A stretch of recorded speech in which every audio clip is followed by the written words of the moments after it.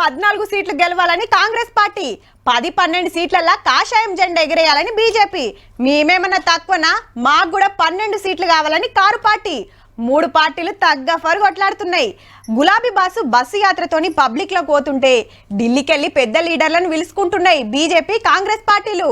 ఇవాళ ఎవరెవరు వచ్చిండ్రో ఏం మాట్లాడినరో అరుచుకుందాం పాండ్రి.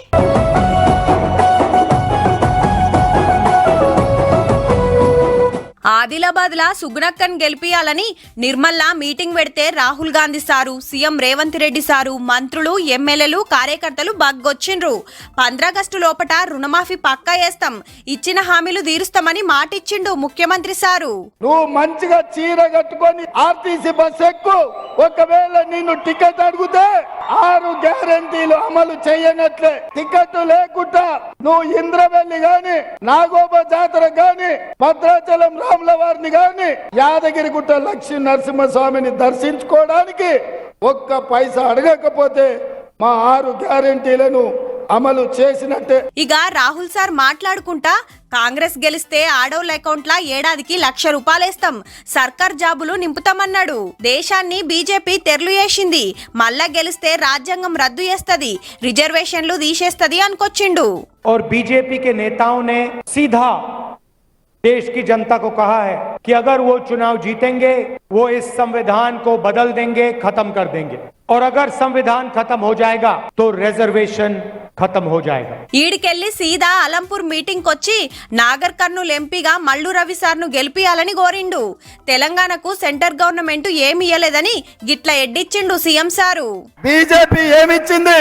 బయ్యారం ఉక్కు కర్మాగారం మనం అడిగితే బీజేపీ మనకు గాడిద గుడ్డిచ్చింది. రైల్వే కోచ్ ఫ్యాక్టరీ మనం అడిగితే బీజేపీ మనకు గాడిద గుడ్డిచ్చింది. పాలమూరు రంగారెడ్డి ఎత్తిపోతకల జాతీయ ప్రాజెక్ట్ అడిగితే బీజేపీ మనకు గాడిద గుడ్డిచ్చింది. కాంగ్రెస్ సర్కార్ రాగానే కులగణన వేస్తాం, ఉపాధి కూలి 400కు పెంచుతాం, రిజర్వేషన్ల 50% లిమిట్ ఎత్తేస్తామన్నాడు రాహుల్ సారు. మోడీ గవర్నమెంట్ పెద్ద పెద్దోళ్లకు 16 లక్షల కోట్ల రుణమాఫీ చేసిండని గరమైండు. जो भी नरेंद्र मोदी जी ने पिछले 10 साल में किया, 22 लोगों के लिए किया. अदानी जैसे अरबपतियों का उन्होंने लाखों करोड़ रुपए कर्जा माफ किया. देश के सारे एयरपोर्ट, सारे पोर्ट्स, इंफ्रास्ट्रक्चर, डिफेंस इंडस्ट्री सारी की सारी इन्होंने एक व्यक्ति को पकड़ा दी. और किसानों का, मजदूरों का ये कभी कर्जा नहीं माफ करते. ఇక బీజేపీ ప్రచారం చూస్తే ఆదిలాబాద్ లా నగేష్ సార్ ను, నిజామాబాద్ లా అరవింద్ సార్ ను పార్లమెంట్ పంపాలని పబ్లిక్ మీటింగ్లు పెట్టిండు సెంటర్ మంత్రి అమిత్ షా సారు. రిజర్వేషన్ల మీద ఫేక్ వీడియోలు దిప్పి కాంగ్రెస్ వాళ్ళు తప్పుడు ప్రచారం చేస్తున్నారని గరమైండు. कांग्रेस पार्टी झूठ के आधार पर चुनाव लड़ने वाली पार्टी. मेरा झूठा वीडियो तेलंगाना के मुख्यमंत्री ने भी फॉरवर्ड किया. ముస్లింలకు రిజర్వేషన్లు ఇయ్యము, ఎస్సీ ఎస్టీ ఓబీసీ రిజర్వేషన్లు పక్కా అమలు చేస్తామన్నాడు.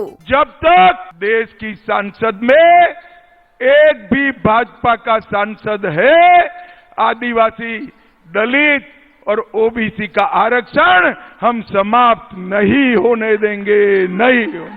इतने कम समय में कांग्रेस पार्टी ने ये तेलंगाना को కాంగ్రెస్ కా ఏటీఎం బనా. నిజామాబాద్ మీటింగ్ అరుచుకొని హైదరాబాద్ పరేడ్ గ్రౌండ్ కొచ్చిండు. మోడీ సార్ ను 3వ సారి ప్రధాని చేయాలని కాంగ్రెస్ బీఆర్ఎస్ కు సూటి పెట్టిండు అమిత్ షా సారు.